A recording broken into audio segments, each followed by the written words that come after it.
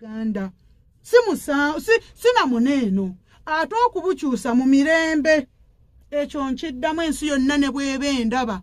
Era nze nvumirira oyo alowooza nti okukyusa obuyinza bwa Uganda agenda kumala kwokya ka kolasi ke tuyina ku Masaka Road. Tetusobola kubanga tuzimba ggwanga nga tuli mu forth and back.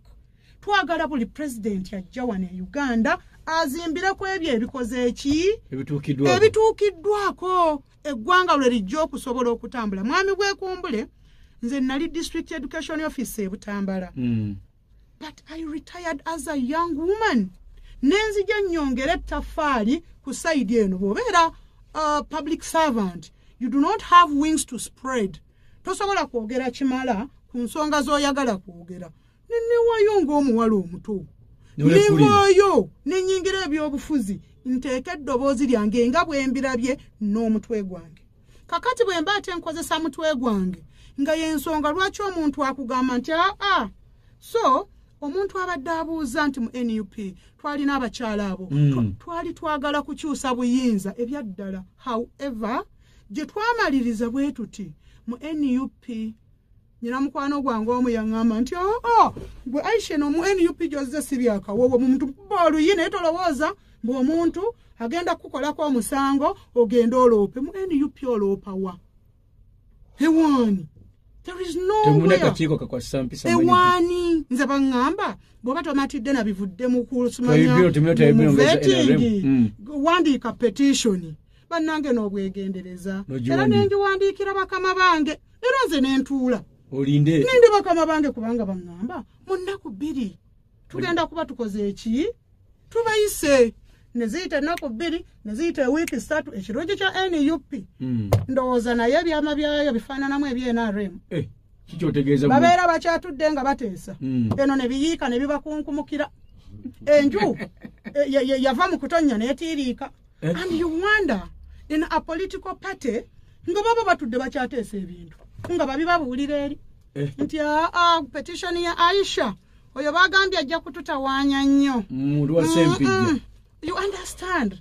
Ekyokubiri nze nga Aisha Waligo nava mu DP. I cannot be in a political party gye sirabye mazima na bwenkanya kubanga nali muwala muto nga bazadde bange bansomesa nenfuuka DEO nga ndi muntu wa mugaso mu ggwanga nenguleka nennyingira ebyobufuzi. I have to fight for this country. Amazima n'obwenkanya galiwa baligambye nti nedda Aisha bannange Aisha jangu tuwulirize petition yo. Uganda empya gye twagala okutunulako twandyagadde nga amazima n'obwenkanya gye buli mu NUP.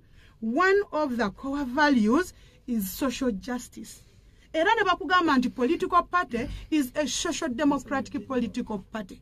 Bw'ogamba otya nti wansalidde omusango nga tompise na kuŋŋamba nti munnange nno okwemulugunyako nakulabye nga bwe nakugamba naye bino bye nnalabye naye gwe n'osinziira ku social media mbugundi yaŋŋambye nfunidde omukisa okwewolerezaako. Uganda empya gye njagala egenda kumpa enti omukisa nga nakana akakisa akasookerwako tokampadde. Secondly, politics is a living thing. Kitambula buli bulamu. Mugenda wane waffe Kenya amawanga agatulinaanye omuntu emyezi 3 aba avudde mu political party emu n'agenda mu political party ki provided ye mukolera. N'olwekyo nze nga Aisha Waligo tolina kuŋŋamba nti ogenda kunkangakanga mbwavudde mu NUP n'ogenda mu DF. NUP was not working for me. Ate era obutankolera nga byesavinga it is not my interest.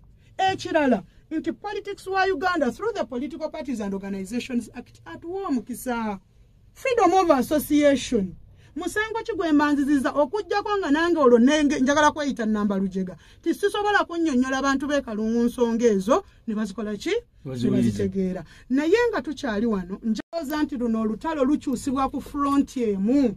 Abalanyi baba bangi nga tulina strategies nyingi za njawulo naye ekikulu kiri kimu kugattako maanyi.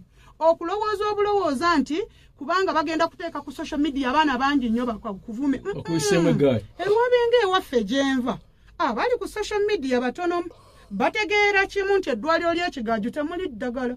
Bategeera kimu nti oluguudo lw'e Katonga lwayabika era ne lulema n'okuddawo nga tulina ne minisita.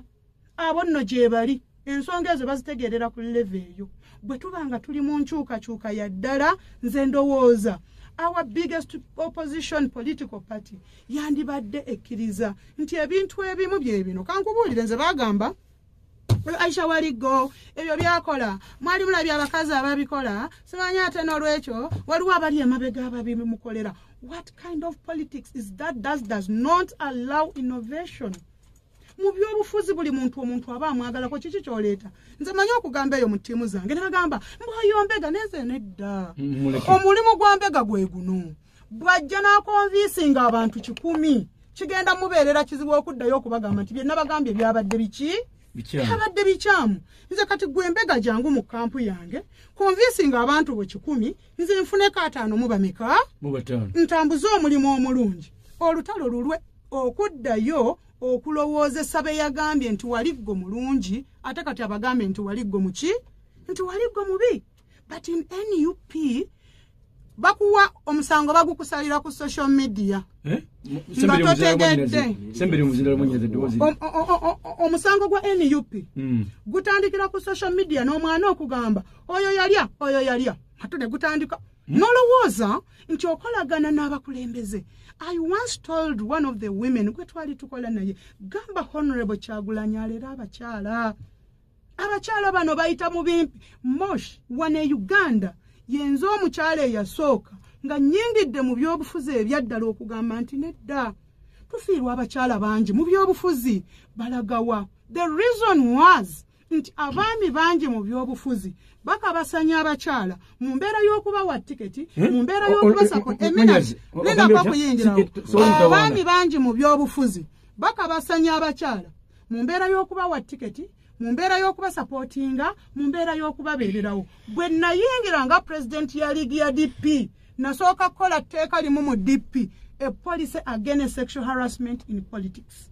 Kuba tulina okuba mu byobufuzi naye gwe oba batega kibatu naye kambabuulire mwanyinaze bwekumbule ekibeerawo kyekino abaami nga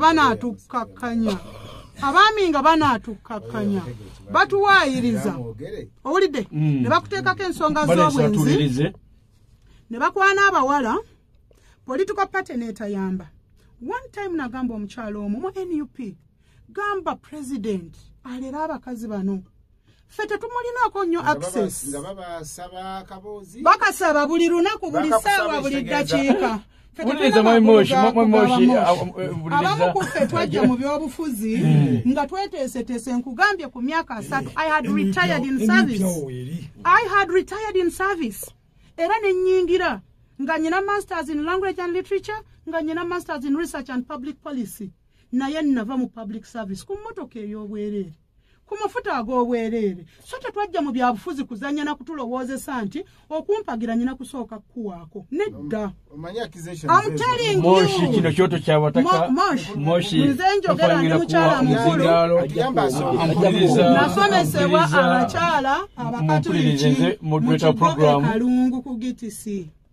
Buli kyenjogera mmanyi bwenswaza ye mukyala oyo eyansomesa nga accusations ze bateeka ku bakyala imbusu bagambye gondi simanya yegala gondi ate simanya bagambye andansi bagambye lwaki onsalira omusango oguli ku social media gwe ng'omanyi obuzibu bw'empitamu ng'omukyala ali mu opposition eya Uganda lwaki olowooza nti ono simanya waliwo omubaka wa wane Bukomansimbi yampita nze mwennyini n'oŋŋomba nangamba Aisha gwe tebagenda kukuwa kadi kubanga wali very close ne Mau as in how bikwataganira wa ekyokubiri gwe mukama wange president nekyo ne bakikugamba ng'omanyi nti waligo Aisha mukyala wa Kabuye amped wakirigamba mumpe essimu ya Kabuye mubuuze Kabuye otambudde otya ne mukyalawo bwebanga yensonga kwogenda okunsalira omusango oddire capacity ya young woman kuba kati nze a senior youth I'm 42 years naye eyava ku mulimo gwe yasomerera najjayo ngere tafaali ku political space